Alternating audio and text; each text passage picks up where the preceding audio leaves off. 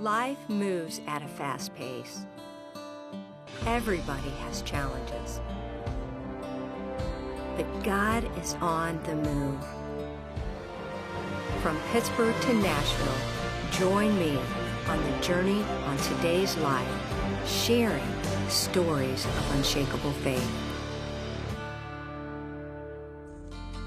Are there moments in your life when the music stops and life's challenges take over?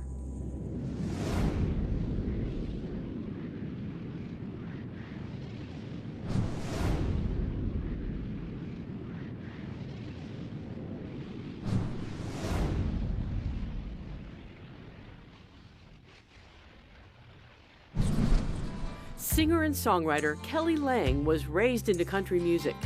At the age of 15, Kelly recorded her first Billboard single, Lady Lady. She has graced the stage of the Grand Ole Opry and the Ryman Auditorium, and she has performed with and had her songs recorded by some of music's biggest legends, such as Barry Gibb, Ronnie Milsap, Brenda Lee, George Jones, Lorrie Morgan, Ricky Skaggs, and her husband, T.G. Sheppard. In 2005, she faced one of her greatest challenges, breast cancer. This is her story of unshakable faith. This is Today's Life. Kelly, thank you so much for inviting me into your home in Hendersonville, Tennessee. Well, it's my pleasure. I'm glad to have you here, Terry. Now, I've done a little bit of history on your life, and you grew up in the country music world. Tell me a little bit about your past. Well, my father, Belton Lang, worked for the legendary Conway Twitty. When I was 1 year old, he began to work with him. And a few years later, we moved from Oklahoma City as his whole organization on the way to Hendersonville. And I've grown up here in Hendersonville ever since, I guess I was 6 or 7 years old. So I thought that everybody's dad worked for a rock star or a country legend or whatever. And it was just a very normal way of life for me because I didn't know any different. And it was nothing for Loretta Lynn to call the house or George Jones, or that was my norm. So I had nothing to compare it to. And I began writing and singing when I was like 6 or 7 years old. And I think God had a master plan for me, even in those years, to have developed my dad's relationship with Conway in order to get me to the Nashville area to begin my career as well. No coincidences. But at 15, was it you wrote your Lady Lady? Well, I didn't write that song, but I did record it, and it became a Billboard charted song, and that started a whole new life for me. And my mom, bless her heart, Nancy Lang, I just think she's so fascinating. I've seen pictures of her. She looks precious. She's darling. She is so not the stage mother at all. But I was the stage daughter, and I was like, Mom, you have to take me to so-and-so, you have to take me to so. So she was, my Uber driver at the time. So she was really, really sweet and very supportive. My dad always tried to hold me back because he saw the harder side of the music industry. He was really wanting me to grow up a little further, but I was really pressing them because I just love music. I loved the camaraderie between the artist and the person in the audience. I always felt the need to connect and share my life story with the audience, and that was just a really cool way to do it. So tell me a little bit about your career as a songwriter and singer, who you've worked with, and some of your songs that famous artists have. Well, I was really fortunate.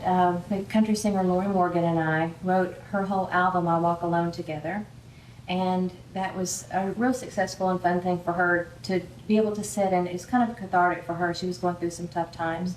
So we would get together every week and write basically the tapestry of her life to music. So that was really a neat thing. I write for special projects like movies. I've had several songs, 3 in a Burt Reynolds movie. So that was really a fun thing for me to do. Did you meet Burt? No, Okay. I've met him once before, but it wasn't during that situation. But I've written for Jerry Lee Lewis, the Oak Ridge Boys, Crystal Gale, my husband T.G. Sheppard, B.J. Thomas. Just a wide array of Ricky Skaggs. They've all cut some things of mine. So it's just been a fun time.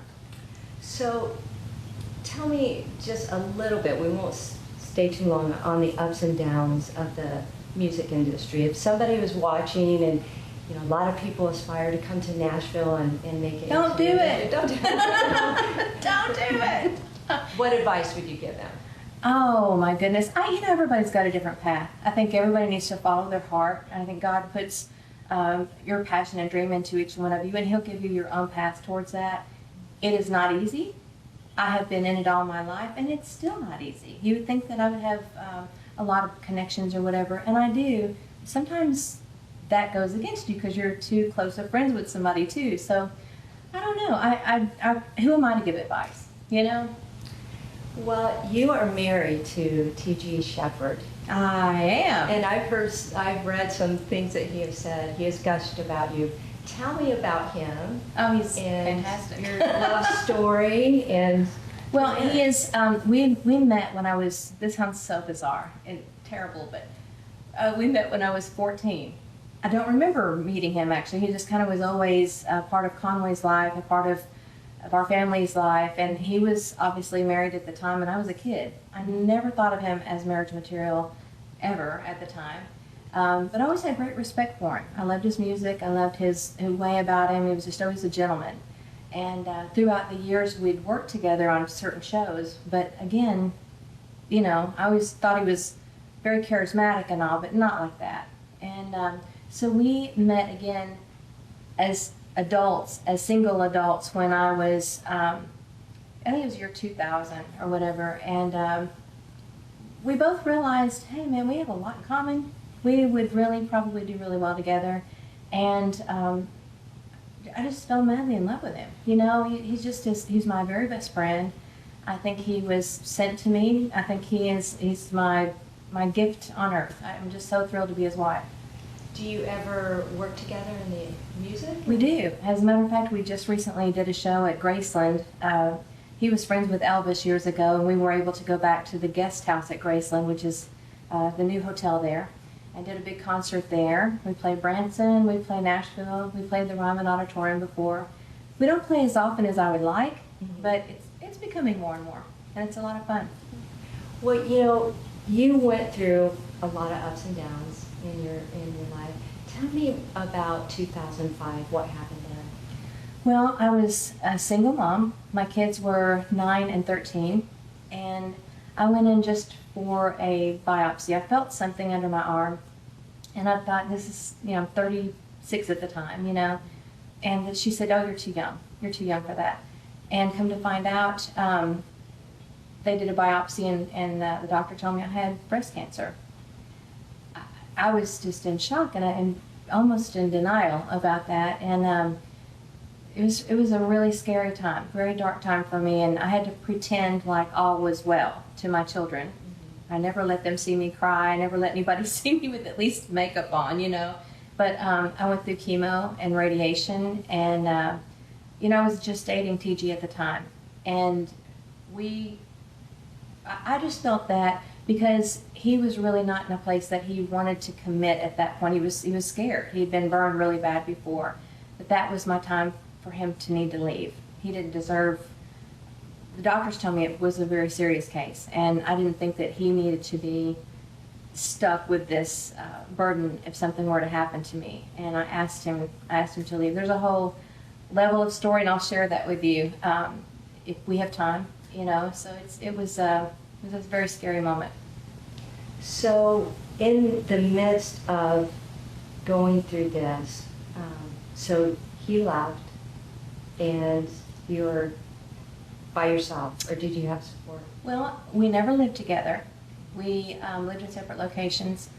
I let myself really cry when the kids were gone to school. And this one time in particular, I was getting out of the shower and I looked in the mirror, and Terry, I was just green and bald. No eyebrows, no lashes, cuts all over me and markings all over me. And I started just moaning. It's just like a moaning I couldn't even understand. And I didn't realize that TG had a key to my house. He let himself in and ran upstairs and saw me in this mess. And he covered me in a terry cloth robe and pulled me down in his lap and was rocking me and kissing me on my forehead. And he said, "You're the most beautiful woman I've ever seen in my life, and I will never leave you." and I really thought that I begged him to leave me, and I really thought that he should, but I'm so thankful that he didn't.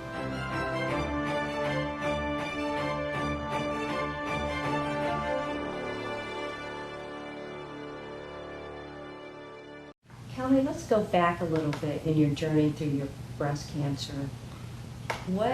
The day you found out, how did you feel? What did you do? And walk me through the whole journey of finding out that you're going to have to go through chemo. Well, it was December 15th of 2005. I had eaten lunch with my sister and my mom. We were going to go shopping for Christmas. I was going to pick up a bicycle for my daughter. We were at Marshall's at Rivergate and in the Nashville area. And I get this phone call from the doctor that just did the biopsy. And he says, Miss Lang, I need you to come into the doctor's office and come in tomorrow morning at 7 o'clock. And I said, I don't want to. You know, like, hey, just tell me now what the results are. And he says, well, I think you need to sit down. So I'm like, oh my goodness. You know, so I found a place to sit down. I said, what is this? He said, you have breast cancer. And you know, that's the worst word anybody can hear. I even got chills thinking about it right now. But in hindsight, you know, that could be a death sentence to most people. But I chose that moment to make that my life sentence. I was not going to let this take me. I had 2 children to raise, 2 daughters. I had a lot more living left to do. And I'm so thankful that I was able to opt for that opinion of how I was going to roll my life. So at that moment you thought That moment I thought, it made me mad. I was like, I don't think so. You know, this is not taking me down. And the doctor told me that they really enjoyed my spirit walking into the doctor's office because they could tell who was strong enough to fight it or who was so weak that they were going to let it take them. And I was just really determined. I thought, no, but God has bigger plans for me. I will not let this take me down. And now it's been an uphill journey, and there's been things that I have learned along the way, but I've met some really precious people throughout that. I've been able to connect with people on a deeper level because of it. Some of my most precious friends, Olivia Newton-John, for one, we have that bond in common. It's just a deeper, more fulfilling relationship when you know that everything's not just surfacey with people anymore. There's a real depth to myself now versus beforehand. Tell me about your faith through this whole. What did you say to God? How did He pull you through this? Well, I learned several things. I learned that when you need Him the most, He shows up. I was in a doctor's office ready. They thought my cancer had actually spread to my liver at one point. And so they had me come in after a CAT scan to the doctor's office. And I was in there with my mom and my husband, boyfriend at the time, in this room. And your heart's pounding out of your chest. But the night before, I had friends lay hands on me. And they prayed that these cancer cells would march out of my body and that the doctor would shake their head and have no other reason to believe that God wasn't involved, that it was a miracle. So I just grabbed onto that, and I believed it with everything that was in me. And I went into this doctor's office, and I was sitting on this table, and I was shaking uncontrollably, and the room started kind of spinning on me. I was so nervous. And all of a sudden I said, Father, help me. Just help me. And I felt I've never felt it since. I felt this warmth and pressure just press me down, and it was a hug. I had a hug from God. Have you ever experienced anything like that, Terry? It's really unbelievable. And I was like, we got this. You know, the doctor walks in, and she says, I just don't understand. Something is terrible. I could have sworn this was in your liver. I don't understand why that. And I said, I get it. I said, it's a miracle. She goes, well, I don't know if I'd call it that. And I said, you can call it whatever you want. But I knew. She couldn't find it then. No, she couldn't find it. And it's never come back since. So, you know, and that's been 12 years.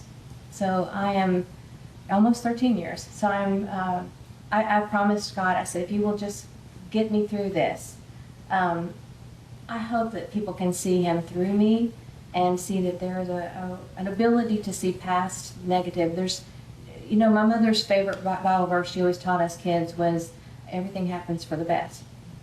You know, everything happens for a reason for those who love the Lord. at the time you're like, that is definitely something I need to hold on to, because it didn't seem that, but in hindsight, I'm so thankful I really clung to that verse. When earlier you were talking about your husband, you were dating at the time, and you didn't want him around, and you pushed him away. He wouldn't leave. Let's talk about that. You mentioned that after you went through chemo, Yes, you lost all your hair. I did. And that's, I had really long straight hair, and it came back in curly, and it came back in crazy, and I had so much more fun with it, and I grew it out a bit again, but this was more me, so I chopped it off again. And it's just more my personality, and it was, who knew? You would not believe how many hair commercials are going on when you're bald. It's devastating. You notice it more.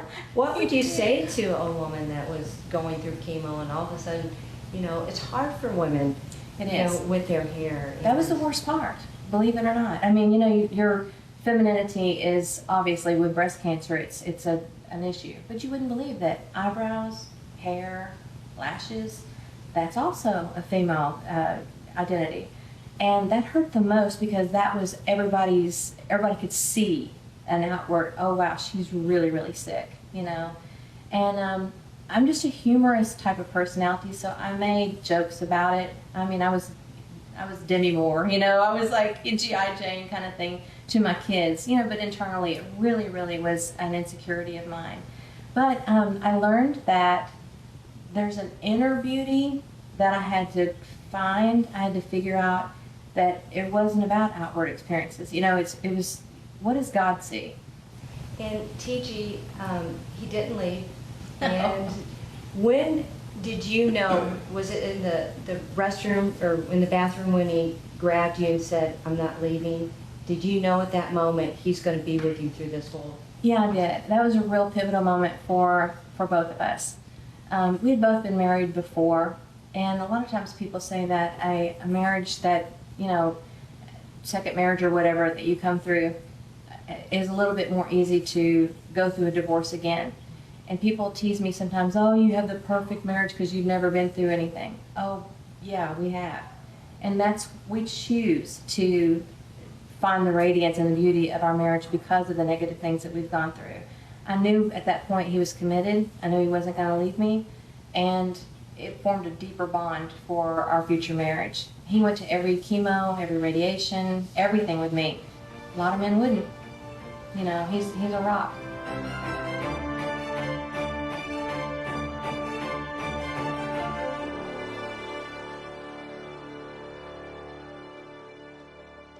Kelly, tell me about your surgery. Well, I negotiated. My doctors wanted me to have a double mastectomy, but I said, absolutely not.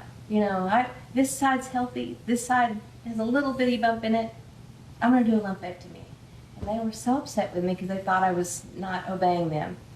I quit chemo early. I was like a rebel. I just did a lot of internal praying, and I thought, what is the best protocol for myself? And everybody should do that. Everybody should not just take everything just everybody else is doing. You need to be really specific with your own self and what you feel is best for you. But I ended up having a lumpectomy. Years later, I tried to have some reconstruction because it was really, the radiation caused a lot of damage. When I tried to have reconstruction, I ended up with a staph infection. And that almost took my life. That was tremendously scary. TG was there again. He had to change IVs out every 8 hours for 6 weeks. It was a really dangerous time. So I was very scared to go back and do any kind of reconstruction at that point. But just 8 weeks ago, I got the courage and I said, I can't stand this anymore. As a woman, you want to feel put together. And I thought every time I would look in the mirror, I was reminded of a terrible time in my life that I definitely moved past. But physically, I didn't feel like I was moving past. So I got the courage up. Everything is healing up fantastic. I feel 1,000% better, and I don't ever want to look back. Now, what would you say to somebody that is facing breast cancer? You mentioned something about a butterfly earlier. I did. I mentioned earlier that I looked at it as a life sentence. I was looking to live life bigger and fuller. When you hear cancer, you think of death. You think of, oh, that's, you know, the worst thing in the world. But it opened my eyes. I looked at trees more green. I looked at the water more blue. I looked at the skies. I looked at the shape of the clouds differently. I look in people's eyes now, whereas I might have just overlooked people. I live more fully. And in all levels, not necessarily just personally, but musically, I started writing more. I started developing my career even further, because I really thought, you know, who cares if I sing? Who cares if I ever perform again? I really was down that slope, you know. But God had major plans. And I saw this little quote, and it said, "Just when the caterpillar thought her life was over, she began to fly." And that's me. You know, I was like the butterfly, and everybody that's around me like, oh gosh, here's Kelly flying again, you know, because I live really large. I really do. My downs have been very, very down, but my ups have been so high because I live for moments. I live for making memories. You are an amazing songwriter. Well, thanks. Walk through the process with me. It's so weird. I tend to write more on my own nowadays because I have a different creative way of doing things than most people would. I write in the bathtub, and you don't want a co-writer, right? I write in my swimming pool. For some reason, water to me is very relaxing, and it's a way for me to just let my guard down. When you're in the water, do you have, I mean, are you writing in your mind, or do you have... I get in and out of the pool a lot. I write in my mind, and songs start coming to me, and then I get, you know, thank goodness we've got phones. Now you can sing into a phone. I've got lots of little notes and stuff. I have lots of scribbles. In every drawer in this house, you'll see scribbles of songwriting that I'm thinking, oh, I forgot about that. You know, but most of the time, it's in the bath or it's in the pool. Now you have a new CD coming out? I do. I have a brand new CD coming out. It's all songs that I personally wrote. If it's a bad CD, I don't want anybody to be blamed but myself. If it's a great CD, bring it on, you know. But it's called My New Obsession. And it's strangely enough, it's songs that I wrote even 25, 30 years ago that I just never really recorded at the time. I've brought back out and I've rewritten some things to make them a bit more current or more applicable to my life now. Let's talk about some of the songs. What is one song on the CD that is, you know, is one of your favorites, or the inspiration behind it? Oh, I was talking to my friend JC. There's no glue to this. It's like all over the map. Every song is very, very different. One song is called Mr. Right, and it's all about not settling for anybody that's not going to treat you fantastic. You know, it's very bluesy. Next song is extremely country, and it's about regret and you know, sadness of breaking up. And then the next song is about Tennessee, how much I love Tennessee and all of the aspects of Tennessee. So it's something for everybody. It's a very eclectic piece of art. So can you share some of the title songs? Or? My New Obsession, of course, is one of the songs on there, and that's about, you know, when you fall in love with somebody, that's all you think about. You think about everything about them, and it's almost an obsession. One of them is called What Do You Do When You Don't? You know, and it's about the breakup of a relationship. Like, you know you should stay, but, you know, what do you do when you can't really feel it? One of the songs is called One Day Too Late. One of them is about down in Destin. I have a passion for Destin, Florida, and I wrote about that. One of the songs is about my friend Barry Gibb. I was out by the pool recovering from a back surgery. I have a lot of surgeries, don't I? And I was just feeling how sad he must have been losing all of his brothers. And it's called Last Man Standing in the Rain. So I changed it to Last One Standing in the Rain, and I've added it to my album. One last thought to those who are listening. I know we talked earlier about what God has next for you. What does He have next for you? Well, I'm looking forward to sharing my music, because the last two albums that I did were all cover tunes, like throwback kind of songs. I'm really looking forward to allowing people to know my thought process and explore my writing more in this next year or so. And I love travel, and my husband and I are going to London and Paris for our anniversary coming up. I've never been to either, so I'm really excited about that. Got lots of Lots of travel plans, really. And we talked about God and your desire to talk and reach other people that are battling cancer. I just want everyone, don't have to be in cancer situation, doesn't have to be somebody that's really struggling in any way. My constant prayer is that people see Christ through my eyes. In whatever area that is, whether it be in speech or in songwriting or just meeting them at the grocery store. That's a thrill for me. Kelly, thank you so much. Thank you. And I am so looking forward to your new CD. Thank you.